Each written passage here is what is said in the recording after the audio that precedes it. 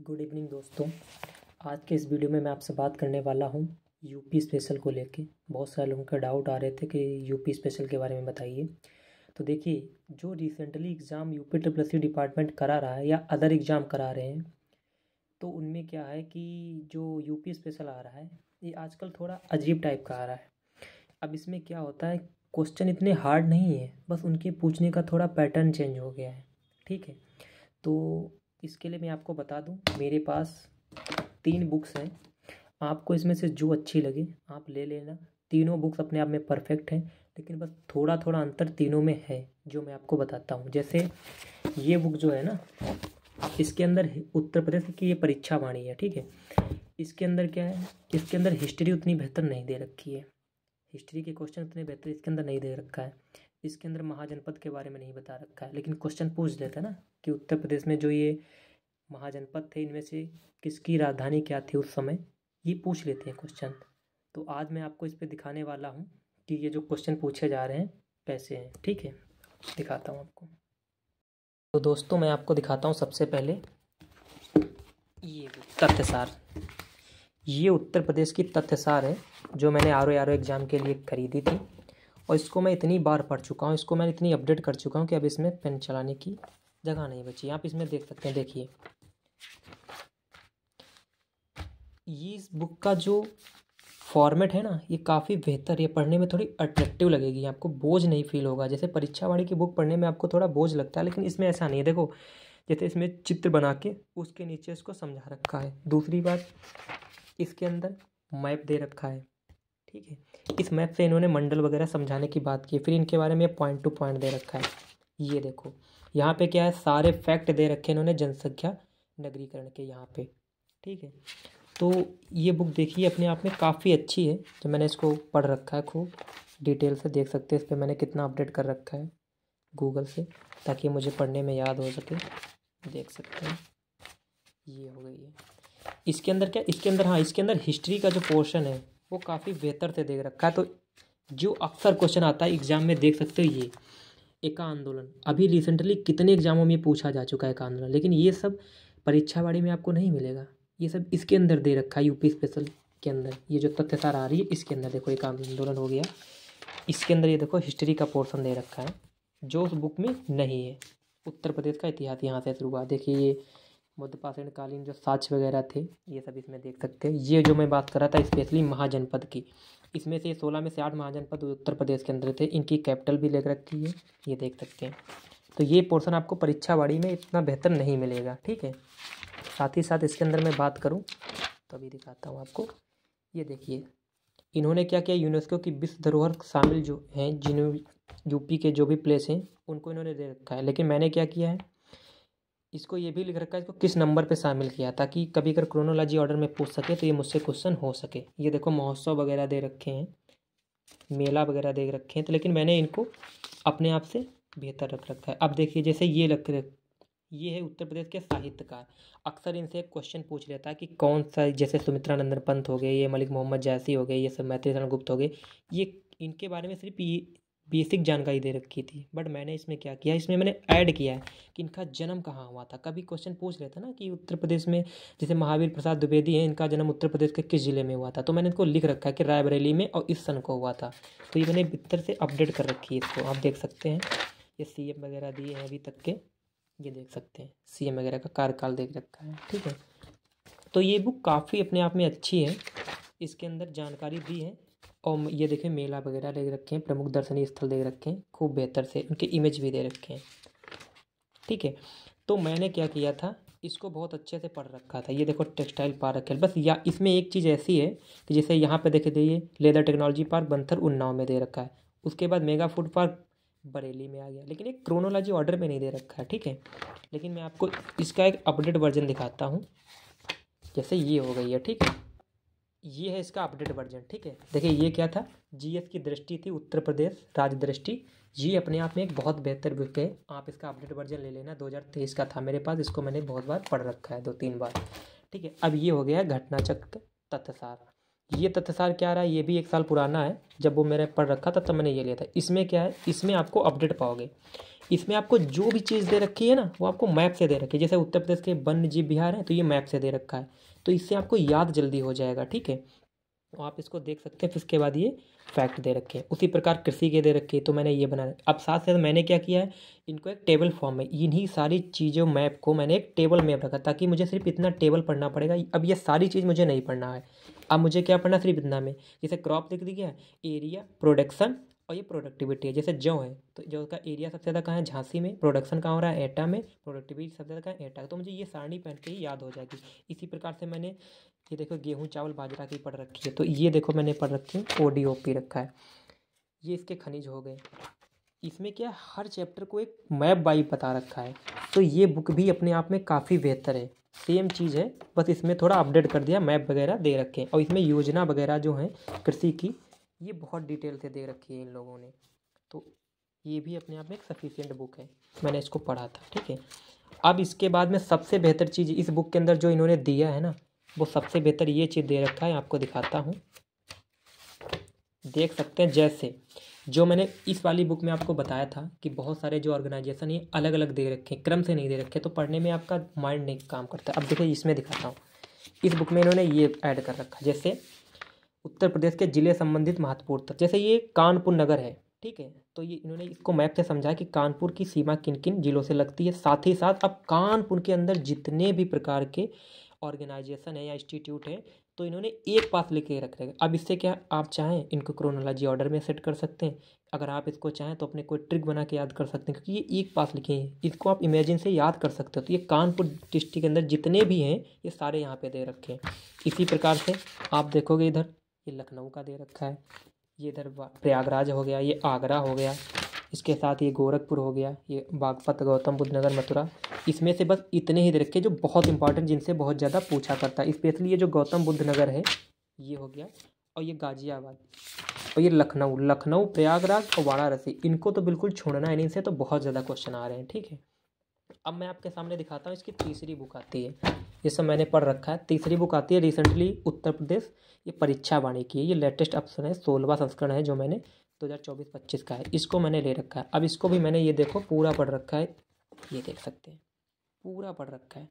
लेकिन इसमें पता क्या करना है, जिस हिसाब से क्वेश्चन अभी आ रहे हैं ना, इनको आपको भैया खुद को अपडेट करना पड़ेगा। अभी कल ये एक क्वेश्चन पूछा था अलीगढ़ स्टोर कीपर और मंडी सचिव में, कि ये बताइए इनमें से अलीगढ़ मंडल में कौन सा डिस्ट्रिक्ट नहीं आता है। आपको दिखाता हूँ अलीगढ़ मंडल में, कहीं कहाँ गया, ये देखो मैंने इनको ले रखा है, ये अलीगढ़, ये एटा और ये हाथरस, ये कासगंज, इनको भी पढ़ना पड़ेगा। ये सारी मैंने पढ़ रखे हैं डिटेल से, बहुत ही अच्छे से।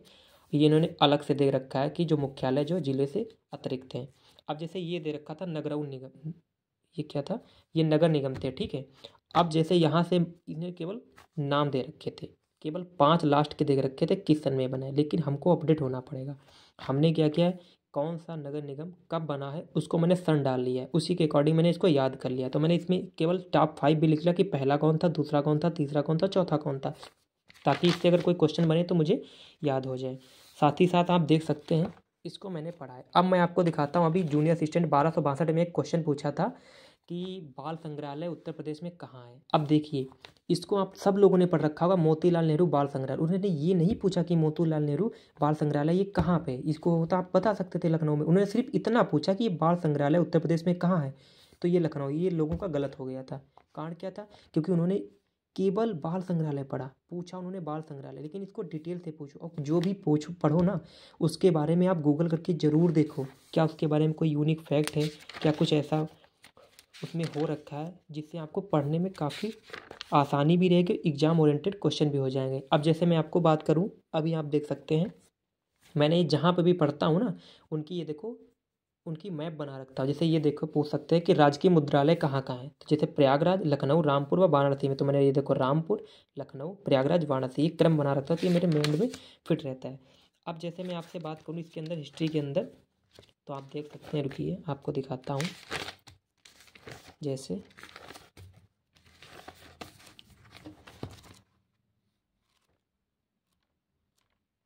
अभी दिखाता हूँ इसके अंदर, ये देखिए जैसे क्वेश्चन आता है तो इसको आपको खुद को अपडेट करना पड़ेगा। जैसे देखिए, ये धम्मे की स्पूत हो गया, जैसे पूछा तो ये कहाँ बना, चौखंडी स्पूत हो गया, ये अशोक ने बनवाया था, तो ये कहाँ है देख सकते हो, सारनाथ वाराणसी में। बट आपको क्या करना है, इसके अंदर एक्स्ट्रा फैट ऐड करना है। जैसे ये धम्मे की स्पूत हो गया, इसको कब बनवाया, ये गुप्तकालीन है, 241 पर अशोक ने बनवाया था।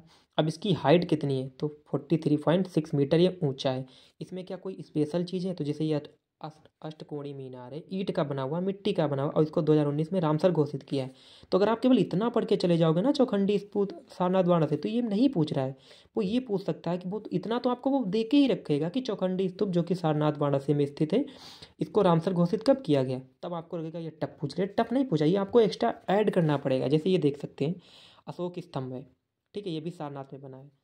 तो मैंने इसको लिख रखा है कि 250 ईसा पूर्व में, ठीक है, ये 26 जनवरी 1950 को राष्ट्रीय चिन्ह घोषित किया गया। तो क्योंकि ये तो बहुत इंपॉर्टेंट बन जाता है अशोक स्तंभ। अब पूछा था इसमें क्या है, इसमें 4 शेर हैं, ठीक है, साथ ही साथ जो क्या प्रदर्शित करें, शक्ति, साहस, आत्मविश्वास और गौरव को। इसके अंदर एक घोड़ा, बैल और चक्र भी दिया है। तो इस टाइप से आपको एक्स्ट्रा ऐड करना पड़ेगा। ये देखो क्वेश्चन बहुत इंपॉर्टेंट आ जाता है आगरा के अंदर। ये आर में भी बहुत पूछता है कि आगरा का किला किसने बनाया था, ठीक है, आगरा का लाल किला उसे ही आगरा का किला कहते हैं। ये बनवाया किसने था, इसको बनवाया था अकबर ने 1565 में। लेकिन इसी लाल किला के अंदर जो मोती मस्जिद बनी है, उसका निर्माण शाहजहां ने 1653 में कराया था। सेम वैसे ही दिल्ली के अंदर लाल किला बनवाया दूसरे ने था, लेकिन उसके अंदर जो मोती मस्जिद बनी थी वो किसी दूसरे मुगल शासक ने बनवाया था। जैसे अटाला मस्जिद है, ये बहुत पूछता है जौनपुर के बारे में, 1408 ईस्वी में इब्राहिम शाह सरकी ने बनवाया था। तो आपको पढ़ना पड़ेगा ना इन सब चीज़ों को। ये जो फतेहपुर सीकरी है, ये कब बसाया गया, तो आपको पढ़ना पड़ेगा ना, ये फतेहपुर सीकरी अकबर ने बसाया है। बुलंद दरवाज़ा बना है, तो ये फतेहपुर सीकरी के अंदर जामा मस्जिद के कौन से गेट पे बुलंद दरवाज़ा बना है, इसकी हाइट कितनी है। तो इस टाइप से जब आप एक्स्ट्रा चीज़ें पढ़ोगे ना, तभी आपका काम हो पाएगा। हार्ड कुछ नहीं पूछना है, बस आपको बस केवल थोड़ा घुमा के पूछना है। और मैं आपको दिखाता हूँ, देखिए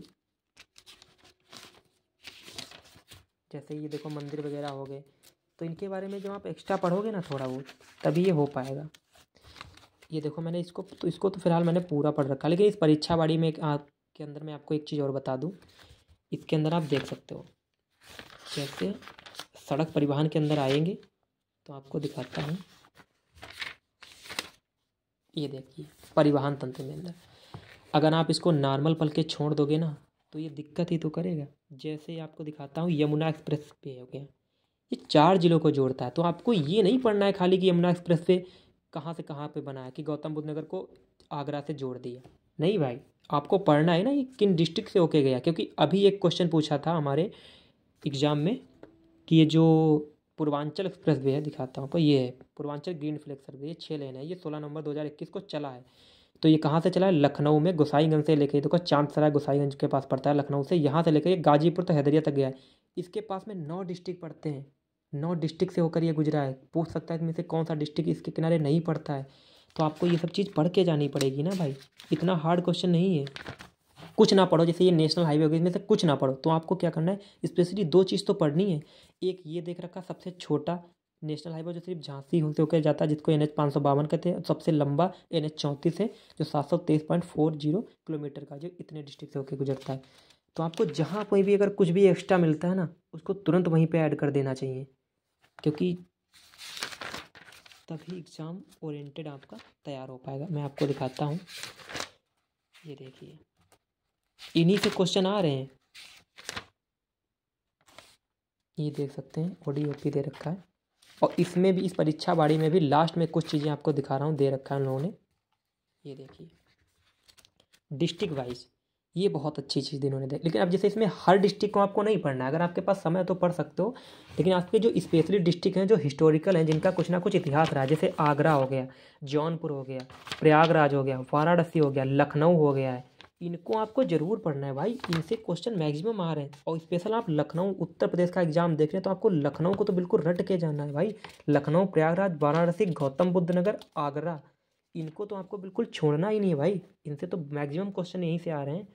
और साथ में आपको कुछ 2 या 4 महीने की, 4 नहीं मिनिमम 5 महीने के आपको करंट अफेयर्स देख लेनी चाहिए। इतने में आपका यूपी स्पेशल हो जाएगा। मैंने आपको बता दिया, ये 3 बुक जो हैं स्पेशली यूपी स्पेशल के लिए आपके लिए कंप्लीट होंगी। दोस्तों यही थी उत्तर प्रदेश स्पेशल के लिए 3 बुक, जो मैंने आपको क्रमशः सभी बता दिया इनके बारे में, ठीक है। इनको आपको जो भी इनमें समझ में आए आप इसको परचेज कर सकते हो। ये तीनों ही बेहतर हैं अपने आप में, मैंने तीनों ही पढ़ रखी हैं। अब मैं बताता हूँ, जैसे मैंने अभी आप इसी चैनल पे जाएंगे, रिसेंटली 5-6 दिन पहले मैंने एक मॉक लगाया था AGTA का, आप देख सकते हैं। उसमें एक क्वेश्चन मैंने छोड़ दिया था जो लखनऊ का पूछा था कि लखनऊ महोत्सव कब स्टार्ट हुआ था। अब बताइए, मैंने पढ़ रखा था कि 1975 से 76 और 76 से 77, ये 2 ऑप्शन इतने क्लोज थे, मैं कंफ्यूज हो, इसलिए मैंने इसको छोड़ दिया था। और बाकी एक क्वेश्चन मेरा गलत हो गया था जो करंट का था, क्योंकि मैं अभी करंट नहीं पढ़ता हूँ। लेकिन बाकी मेरे उसमें से 19 में से 18 क्वेश्चन सही थे। ये मेरा रैंडमली, ऐसा नहीं कि आज सही हो गए, मेरे ज़्यादातर क्वेश्चन ऐसे ही सही होते हैं। 20 में 20 भी, 20 में 19, 18, 19, 18, 20, 19, 18, 20, ऐसे मेरे यूपी स्पेशल में सही हो जा रहे हैं। जो गलत हो रहे हैं वो बहुत ही ज़्यादा डीप जो क्वेश्चन पूछ लेते हैं, जैसे किसी में पूछ लिया, कोई हिस्टोरिकल पूछ लिया, या कोई अचानक से फनी पूछ लिया जो माइंड से स्क्रिप हो गया, इसलिए वो गलत होते हैं। बाकी मेरे मैक्सिमम क्वेश्चन यूपी स्पेशल में सही हो जा रहे हैं। तो ये तो हो गया आप यूपी स्पेशल के बारे में, ठीक है। इसके साथ ही साथ हिंदी की, अगर आपको एग्ज़ाम के लिए अगर आपको स्ट्रेटजी चाहिए हिंदी के लिए, तो मैं आपको बता दूं, मैंने जो यूपी का एग्ज़ाम दिया था उसमें मेरे 37 में 36 क्वेश्चन जो थे यूपी के सही थे। ये हिंदी के क्वेश्चन मेरे उसमें सही थे। साथ ही साथ मैंने SSC GD 3 बार क्वालिफाइड हूँ, लेकिन आप मेरा उसमें जो हिंदी का स्कोर है ना 40 आउट ऑफ 40 है मार्क। 20 क्वेश्चन मेरे टोटल सही है। BSF SC में 20 आउट ऑफ 20 क्वेश्चन उसमें भी सही है। आप इसी चैनल पे जाना, नीचे से 6 नंबर की शॉर्ट पड़ा होगा, उसमें देख सकते हैं मेरा स्कोर कार्ड, जिसमें 40 आउट ऑफ 40 मार्क मेरे हिंदी में है। तो RO में भी मेरे जो अभी जो पेपर लीक हो गया था उसमें भी मेरे जो थे 60 में से 58 क्वेश्चन हिंदी के सही हैं। तो हिंदी के लिए भी मेरे पास बेहतर सामग्री रखी है, और पढ़ने के तरीके भी होते हैं कि मैं इन चीज़ों को कैसे लॉन्ग टर्म पे याद रख पाऊँ जो मेरे लिए बेहतर हो, ठीक है। तो आज के वीडियो में बस इतना ही कि है यूपी स्पेशल के लिए इतना अगर आप कर लोगे ना, तो आपका एग्ज़ाम में 20 में से 18-19 क्वेश्चन आपके इजीली सही हो जाएंगे। बस आपको अपने भरोसा रखना है, मैक्सिमम टाइम इसको रिकॉल करना है, रिवीजन करना है, और आपका हो जाएगा, ठीक है।